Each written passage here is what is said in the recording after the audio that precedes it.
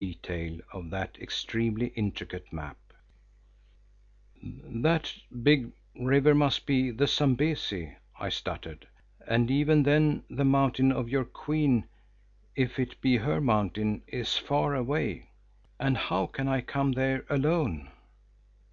"I don't know, Macumazahn, though perhaps you might do so in company.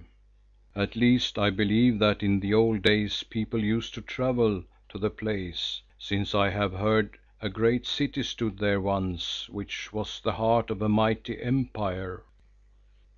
Now I pricked up my ears, for though I believed nothing of Zikali's story of a wonderful queen, I was always intensely interested in past civilizations and their relics. Also I knew that the old wizard's knowledge was extensive and peculiar. However, he came by it, and I did not think that he would lie to me in this matter.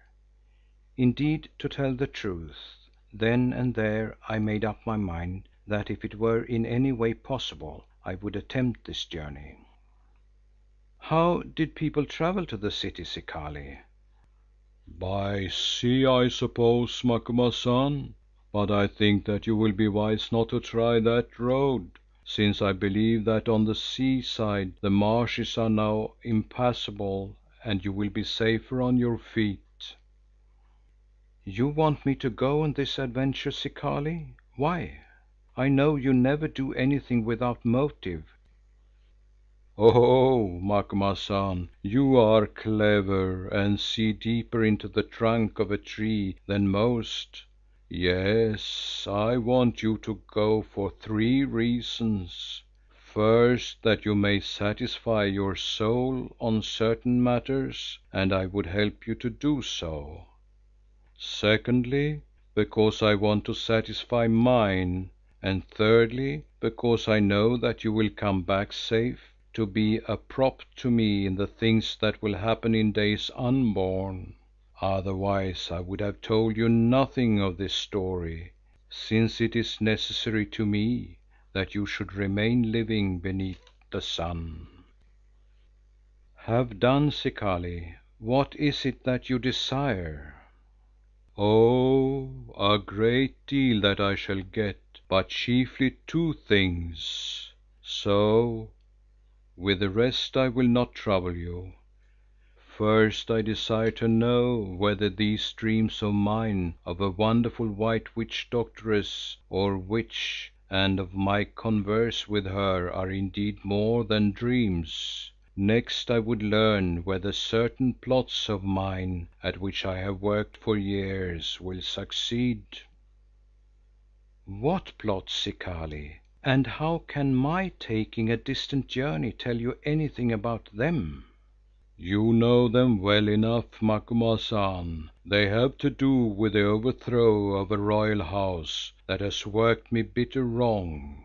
As to how your journey can help me, why, thus: you shall promise to me to ask of this queen whether Zikali, Opener of Roads, shall triumph or be overthrown in that on which he has set his heart." "As you seem to know this witch so well, why do you not ask her yourself, Zikali?" "To ask is one thing, Macumazahn. To get an answer is another. I have asked in the watches of the night and the reply was, 'Come hither and perchance I will tell you.' 'Queen,' I said, 'how can I come save in the spirit, who am an ancient and a crippled dwarf, scarcely able to stand upon my feet?' "Then send a messenger, wizard, and be sure that he is white, for of black savages I have seen more than enough. Let him bear a token also that he comes from you and tell me of it in your sleep. Moreover, let that token be something of power which will protect him on the journey." "Such is the answer that comes to me in my dreams, Macumazahn." "Well, what token will you give me, Zikali?" He groped about in his robe and produced a piece of ivory of the size of a large chessman, that had a hole in it through which ran a plaited cord of the stiff hairs from an elephant's tail. On this article, which was of a rusty brown colour, he breathed, then having whispered to it for a while, handed it to me. I took the talisman, for such I guessed it to be, idly enough, held it to the light to examine it, and started back so violently that almost I let it fall. I do not quite know why I started, but I think it was because some influence seemed to leap from it to me. Zikali started also and cried out, "Have a care, Macumazahn. Am I young that I can bear being dashed to the ground?" "What do you mean?" I asked, still staring at the thing which I perceived to be a most wonderfully fashioned likeness of the old dwarf himself as he appeared before me, crouched upon the ground. There were the deep set eyes, the great head, the toad-like shape, the long hair, all. "It is a clever carving, is it not, Macumazahn? I am skilled in that art, you know, and therefore can judge of carving." "Yes, I know," I answered, bethinking me of another statuette of his which he had given to me on the morrow of the death of her from whom it was modelled. "But what of the thing?" "Macumazahn, it has come down to me through the ages. As you may have heard, all great doctors when they die pass on their wisdom and something of their knowledge to another doctor of spirits who is still living on the earth, that nothing may be lost, or as little as possible. Also I have learned that to such likenesses as these may be given the strength of him or her from whom they were shaped." Now I bethought me of the old Egyptians and their Ka statues, of which I had read, and that these statues, magically charmed and set in the tombs of the departed, were supposed to be inhabited everlastingly by the doubles of the dead endued with more power even than ever these possessed in life. But of this I said nothing to Zikali, thinking that it would take too much explanation, though I wondered very much how he had come by the same idea.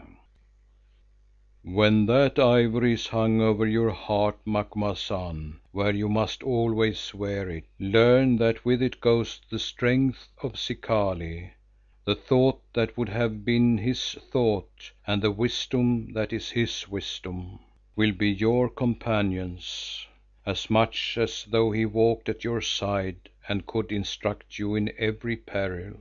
Moreover, north and south and east and west this image is known to men who, when they see it, will bow down and obey, opening a road to him who wears the medicine of the Opener of Roads."